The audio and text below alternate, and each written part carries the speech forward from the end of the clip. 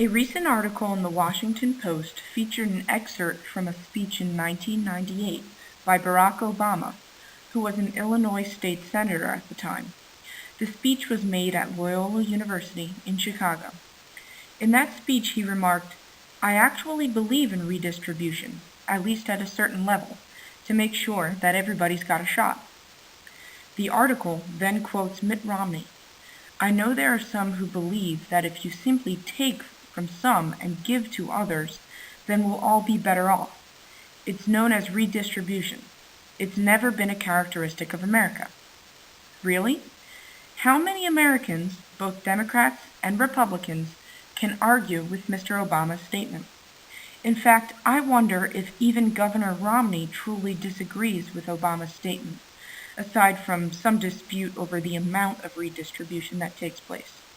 After all, Romney had promised elderly voters to protect the Medicare program, a program that redistributes wealth by using tax money to provide health care to elderly Americans.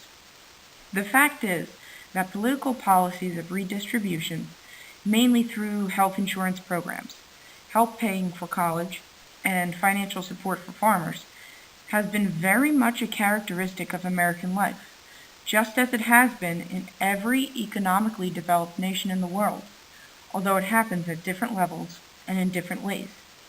Start at the local level.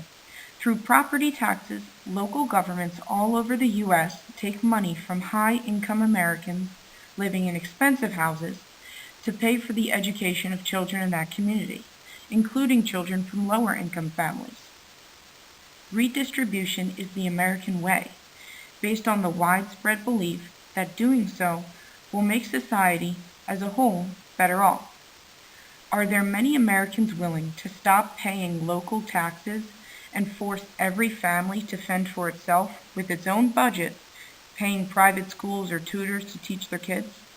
Are people eager to end the public school system? I think not. And the public school system is a form of redistribution of wealth.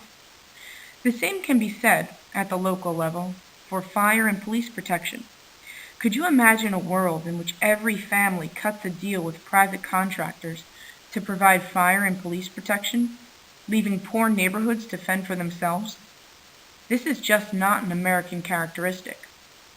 Is there a large amount of American citizens who support completely privatizing local fire and police protection? At the state level, consider Medicaid. By design, Medicaid is a program that is purely redistributive. Medicaid runs by the state government and takes from higher income people to fully pay for the health care of low-income people. Do Americans want to abolish Medicaid and let the poor, when they are ill, fend for themselves in the market for health care? Or take public colleges and universities. Although tuition has increased in past years, these institutions are still heavily supported by the state and charge tuition much below the full cost of the education they impart. At the federal level, Social Security and Medicare were deliberately structured by their designers to be in part redistributive.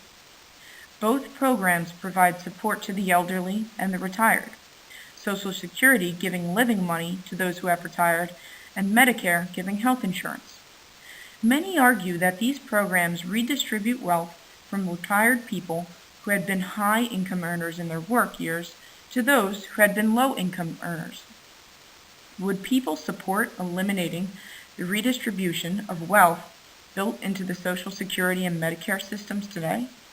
Would any politician dare propose that our grandmothers and our grandfathers, who cannot pay for their medication without Medicare, who had been high-income earners in their work years, should have better doctors than those who had low income in their work years? By the way, both Social Security and Medicare can be called redistributive because they take tax money from the young and redistribute it to the retired people of America. Is that fair? Who would argue against taking care of elderly Americans? In thinking about this issue, keep in mind that children in America have also been benefiting from the redistribution of wealth. American students are educated in public schools, and colleges that are financed by taxpayer dollars. In politics today, many who argue against redistribution don't realize that redistribution is as American as apple pie. The real issue when it comes to the redistribution of wealth is the certain level to which the redistribution is to be pushed. How much wealth should be taken? How much should be redistributed? How much should this wealth be used to benefit society? That is the real issue that political candidates should debate. The redistribution of wealth is here to stay in America. We should only debate the ways in which redistribution is practiced.